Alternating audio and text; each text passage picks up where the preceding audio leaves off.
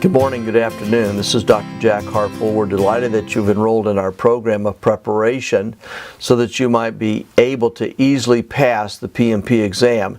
The PMP exam is notoriously difficult to pass, but thousands of people have passed the exam, and you're going to be a member of that elite group. It's very vital that you focus your time, you give diligence in the preparation of the material that's being offered you, and we're delighted that you've enrolled in this course. There are a number of steps of becoming a PMP.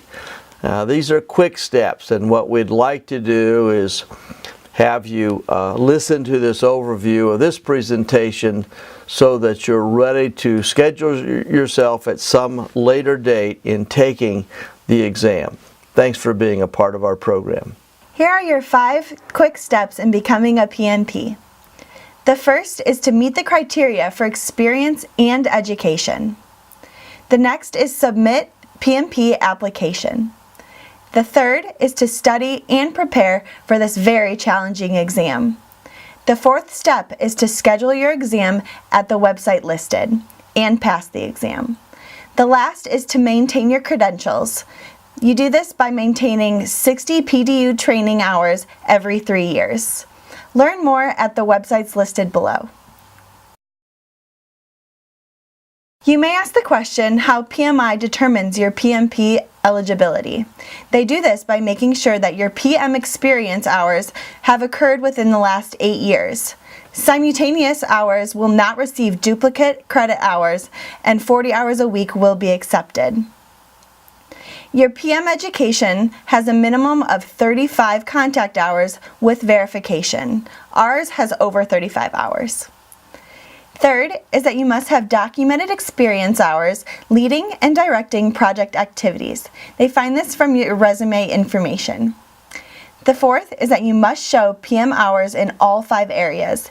These include initiating, planning, executing, monitoring and controlling, and closing. Allow me to give you an overview on the credentials you need in order to pass the PMP. The first is you need a high school diploma.